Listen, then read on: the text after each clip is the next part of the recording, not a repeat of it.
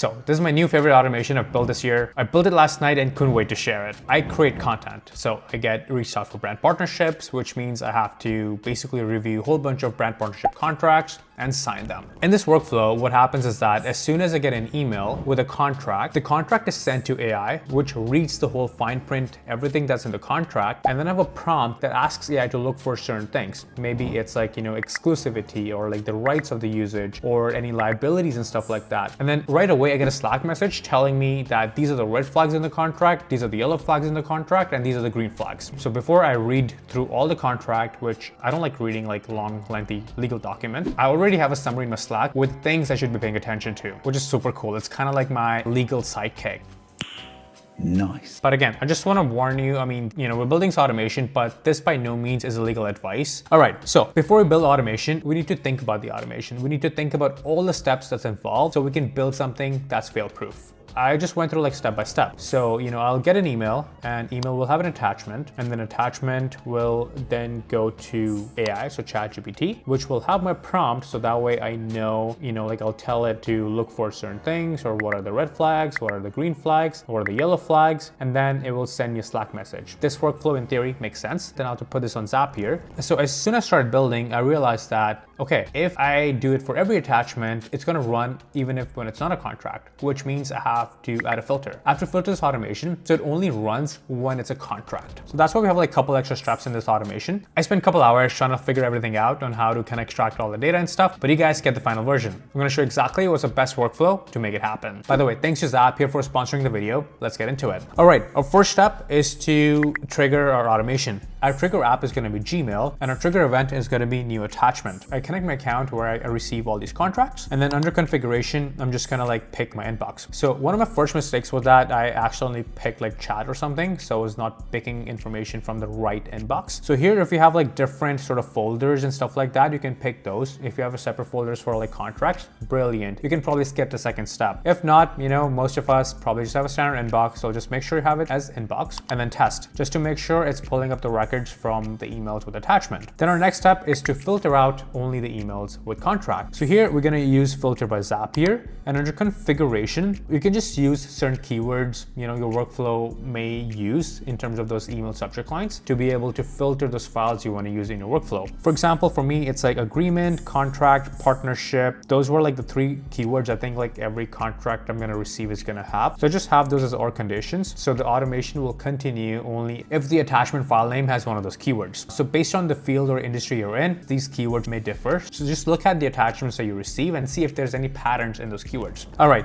this is where there was a little tricky part that I had to figure out, and I used a lot of Perplexity to help me figure this out. So, every time you're stuck building a Zapier automation, chat with Perplexity, chat with ChatGPT or Claude. It'll help you fix it. So I'm using an app called pdf.co. Again, this is within Zapier, so I just connected it, and my event is PDF to anything converter. So since ChatGPT can't really take any attachments in the automation workflow, I had to convert the PDF sort of text into like PDF content into like a text file. This is essentially what we're doing here. And then, under the configuration, I'm just saying like plain text without layer, no scan PDF, but cheaper but faster. So basically like this tool has a bunch of different things it can do in terms of output format, HTML, JSON files, and all that stuff. We just wanted plain text file. My source file here is like the URL of the attachment that we are receiving. And that's pretty much all I had to like configure here. And then I tested it to see how well it works. Okay, so yeah, this is the URL. Just copy it and open it just to make sure that you're able to extract the text. So if you see the same text as you had in your PDF, which means this step is working fine. So we're gonna move on to the next one. So this is gonna feel a little intimidating, but we're gonna be using Code by Zapier as our application. But don't worry, we're just gonna like copy paste the code here. So you don't have to know coding at all. We just have to copy paste something. What's going on here is that, when we do the pdf.co, I tried a bunch of options. There's no way of getting around this. When we're doing the conversion from PDF to text, it is still in a URL.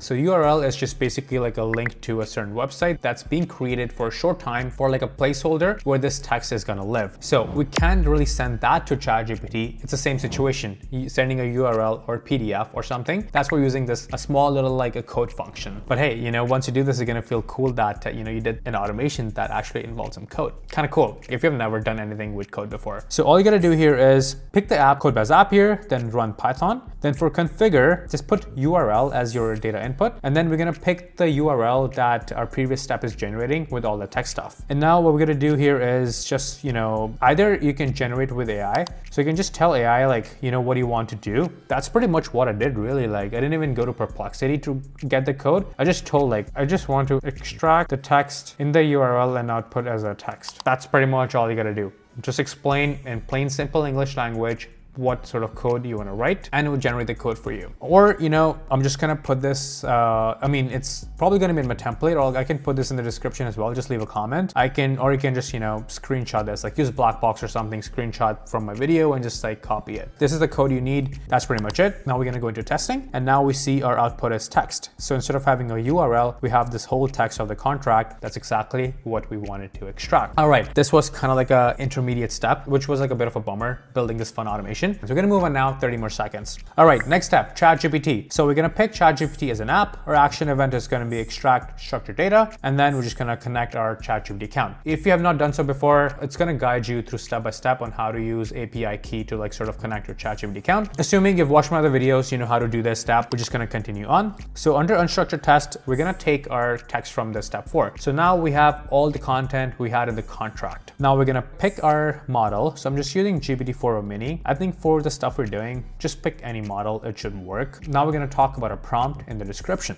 So my prompt here is take a look at the content of the new attachment that was received. If it's a contract related to an influencer partnership, please review the contract and tell me if there's any red flags or yellow flags in the contract I should review before like sort of signing sort of situation. And then here are some things I care about. So timelines, exclusivity. If the contract has exclusivity, that's a red flag for me. Content ownership and rights. If the brand wants to own the content rights, that is a red flag for me. If they want to use the content organically, that's fine. But if they want to use content for paid usage, that is a yellow flag and must be flagged for review. Again, exclusivity for me, it's fine, but it's just that I need to know that we've already talked about this. It's not like this kind of slide those things into the contract, expect me to not find, read this to like the line by line, and then I'm like tied to it. So it's just good that AI can like do all this work for me. So when I'm reviewing the summary, I'm just like, cool, they have exclusivity. We didn't talk about it. I'm just gonna message them like, hey, what about this? We didn't talk about this. Please identify any clauses where I will not get paid or contract can get void. So I want to know like what are their conditions for me to like not get paid, because maybe they're trying to like,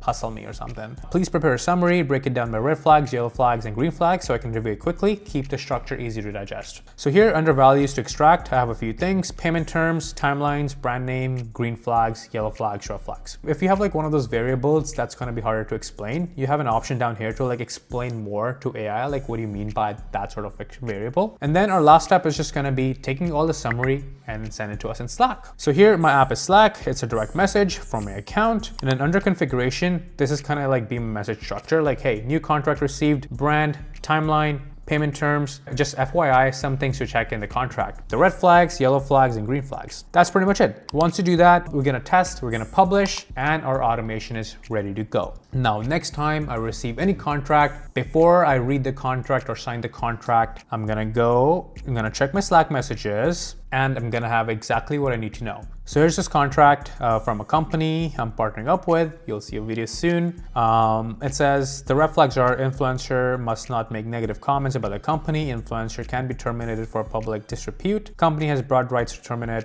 And now here I have the red flags, I have the yellow flags, and the green flags. I read these flags and I was like, okay, this seems all good enough for me. Like, I don't really care about these things. Everything seems in accordance to what we spoke about. I'm reviewing my contract. Like, I have a bit more at peace. I'm not really missing anything. Like, it probably didn't oversee anything because now I have like two sort of like points of references. One is the summary and two of me reading. So I feel a lot more confident while I'm signing the contract. Maybe in service business, you want to see if your client is filling all the forms or if anything is missed. You can have this workflow, go through everything and flag what's missing. Maybe in real estate, you want to go through if anything that's like out of the ordinary. Maybe in finance, you want to go through if any sort of number looks off or any information that's missing. You do like a lot of RFPs or proposals. You want to make sure that nothing's out of the ordinary or everything sort of makes sense. There's no red flags or yellow flags. So like based on what you do in a workflow is, I'll let you be creative with the ideas. By the way, I'll link the template in the description. So if you just want to use the template, so that way you can like, build this automation in like 2 minutes. And it just saves me a lot more time. So that was like my tutorial for my like AI contract counsel. And I just want to express it again. This is not a legal advice, just kind of like a summary, but done in a useful way for us to save some time. If this was useful, you learned something new, give a thumbs up, leave a comment. Any other ideas, any other tutorials you want, leave a comment. Any tools you want me to review, leave a comment.